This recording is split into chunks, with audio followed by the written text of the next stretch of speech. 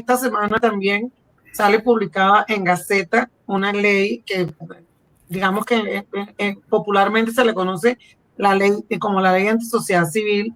Además de eso, también fue aprobada y publicada en tiempo perentorio una ley, la ley Simón Bolívar, que está orientada a todo el tema de sanciones y medidas coercitivas contra Venezuela en respuesta a la ley Bolívar que pasaron en la Cámara de Representantes de Estados Unidos. Es decir, como que hay una configuración legal también que tiende a seguir cerrando el espacio cívico en Venezuela. La gente se pregunta por qué si había un abacayo prácticamente de esta ley antisociedad que fue aprobada en agosto y que no había sido publicada en Gaceta, pues se publica ahora. Y no sé qué observaciones hay sobre esto y las implicaciones que esta ley en específico tiene sobre el sistema de organizaciones no gubernamentales en Venezuela y el sistema de organizaciones que prestan su trabajo también en la parte humanitaria. Sí, en principio tenemos la ley contra la ONG que tiene un nombre larguísimo. Esa ley tiene unos antecedentes muy remotos, no menos de 10 años, donde, digamos, fundamentada en la idea de controlar la cooperación internacional, que es el sustento, perdón, de las mayorías de las iniciativas, de los proyectos de las organizaciones de la sociedad civil. Eso derivó en el debate que se aceleró en 2024 en el contexto electoral. Pero el 15 de agosto, en el medio de la represión postelectoral, se aprueba, en segunda discusión se sanciona en la Asamblea Nacional este proyecto que incluye medidas, digamos, sancionatorias que incluyen unas sanciones que pueden ser confiscatorias y que en definitiva anulan, hacen imposible, hacen inviable el trabajo de las organizaciones de la sociedad civil venezolana. Y además establecen, esas sanciones están fundamentadas en normas muy precisas y muy vagas. Entonces, hay en derecho hay un principio básico que es el principio de legalidad y también el principio de tipicidad. Es decir, tiene, sobre todo cuando se trata de sancionar, de hechos que se consideran punibles y acarrean sanciones, la norma tiene que ser muy clara y muy precisa y no dejar espacio para su aplicación arbitraria. Ninguna de las leyes, digamos, que comprometen el espacio cívico venezolano y el trabajo de los medios de comunicación y de los periodistas y las periodistas, tiene esas garantías. En la mayoría de los casos no está, los textos normativos no están ajustados al principio de legalidad porque están sustentados en normas imprecisas, vagas, que abren espacio a su aplicación discrecional. Ese es el caso de la ley contra las ONG y de la ley Libertador, que además tiene una falla de origen.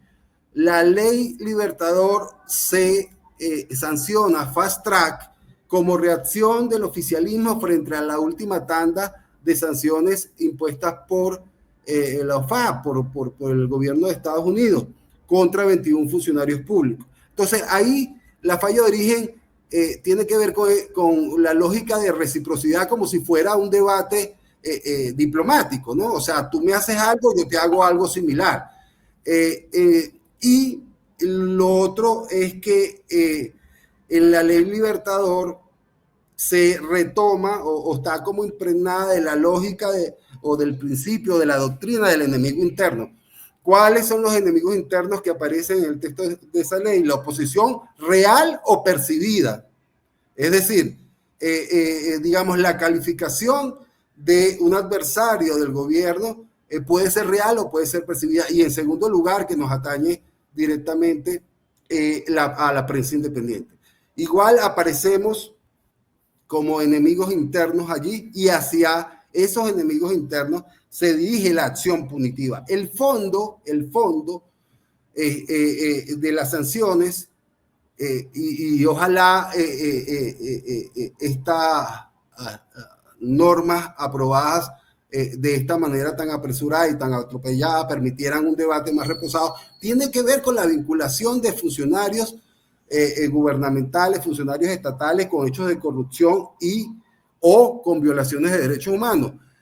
Pero en el artículo 6 de la Ley Libertador, por ejemplo, se hace una huida hacia adelante y de plano se dice, fíjense cómo las cosas como se conectan.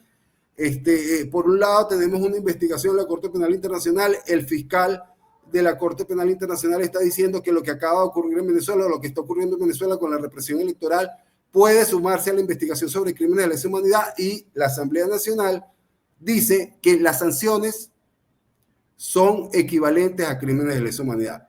Habría que recordar que ante la Fiscalía de la Corte Penal Internacional hay dos situaciones, Venezuela 1 y Venezuela 2. Venezuela 1 es esta investigación que efectivamente se está adelantando sobre atropellos cometidos a partir de febrero de 2014.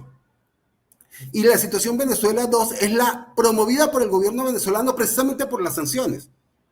Pero otra vez, digamos, una suerte de huida hacia adelante o una reacción para dar el debate sobre las sanciones también en el plano de la comunidad internacional.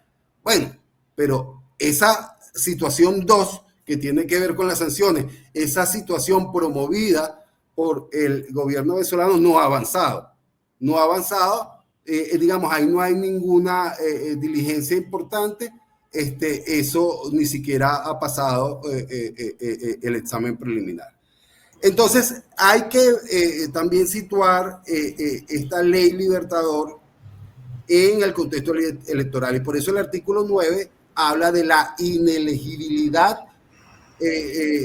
para ejercer cargos de elección popular de las personas que promuevan,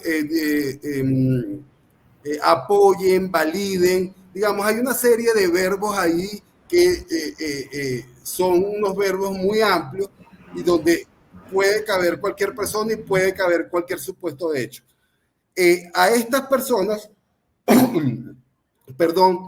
para estas personas está planteada la inelegibilidad de cargos de elección popular y 60 años de inhabilitación política. O sea, nosotros tenemos una referencia en materia penal de los 30 años como límite máximo de una pena privativa de libertad. Bueno, aquí 60 años. Esta es una inhabilitación que es así como la cuña. Perpetua.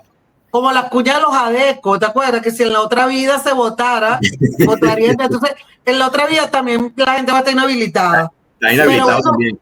Sí. Van a estar inhabilitados, pero podrán entrar al cielo seguramente. Claro, si me permiten, el artículo 21 es muy, muy importante porque, digamos, afecta a la libertad de expresión en la medida en que se establece en la ley Libertador que quien difunda mensajes que puedan considerarse promoción a las sanciones pueden ser sancionados, a las sanciones internacionales pueden ser penados con multas que son confiscatorias, que ningún medio de comunicación aguantaría, y menos ningún periodista que informe desde su plataforma, desde sus redes personales. Son unas multas que al tipo de cambio del euro serían como 49 millones de bolívares, ¿no?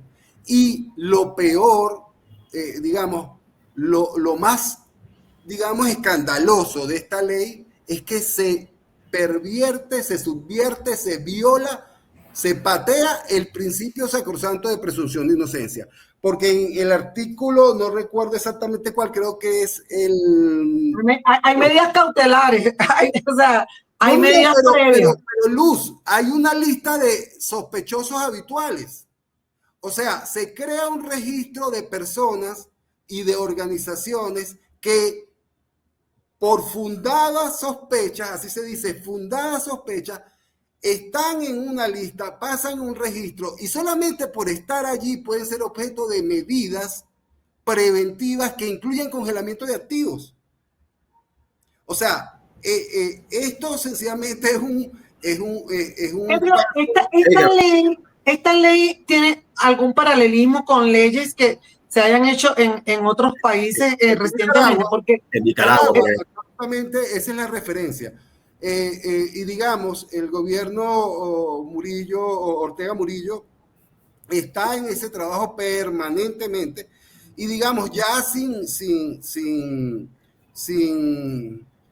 pruritos, sin escrúpulos de ningún tipo, hasta el extremo de proponer una reforma de la Constitución que es, digamos, casi una nueva Constitución para ajustarla a los intereses de la familia Ortega Murillo y con la incorporación, por ejemplo, de la copresidencia. O sea, ellos imaginan una dinastía que se va a perpetuar, que va a haber otra pareja que lo suceda, que son los hijos con las esposas de los hijos o algo como eso. Entonces, Nicaragua es el referente, digamos, más próximo a lo que ocurre en Venezuela en términos del andamiaje legal restrictivo del espacio cívico y de la libertad de expresión y el derecho a la información.